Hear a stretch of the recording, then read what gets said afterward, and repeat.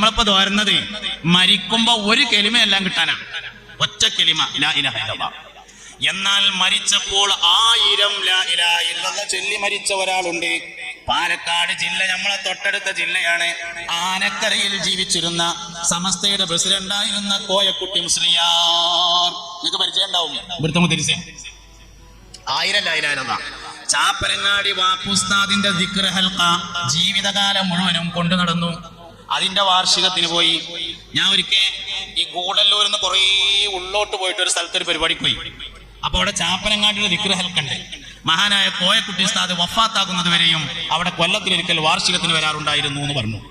ചാപ്പനങ്ങാടി വാപ്പുസ്താദിന്റെ ദിക്ർ ഹൽഖ ജീവിതകാലം മുഴുവൻ കൊണ്ടു നടന്നു. 1000 ലാ ഇലാഹ ഇല്ലല്ലാഹയാണത്. യാദൽ ജലാലി വല്ലിക്റാമുണ്ട്, യാ ഹയ്യു യാ ഖയ്യൂമുണ്ട്, കുറച്ച് സലാത്തുണ്ട്. മക്കളെ വിളിച്ച് പേരക്കുട്ടികളെ വിളിച്ചിരുത്തിയിട്ട് ചാപ്പനങ്ങാടിയുടെ ദിക്ർ ഹൽഖ നടത്തി 1000 ലാ ഇലാഹ ഇല്ലല്ലാഹ്. അത് കഴിഞ്ഞിട്ട് ലോകത്തോട് വിട പറഞ്ഞു മഹാനായ കോയക്കുട്ടി ഉസ്താദ്. അള്ളാഹു അവരുടെ ദറജ ഉയർത്തി കൊടുക്കട്ടെ.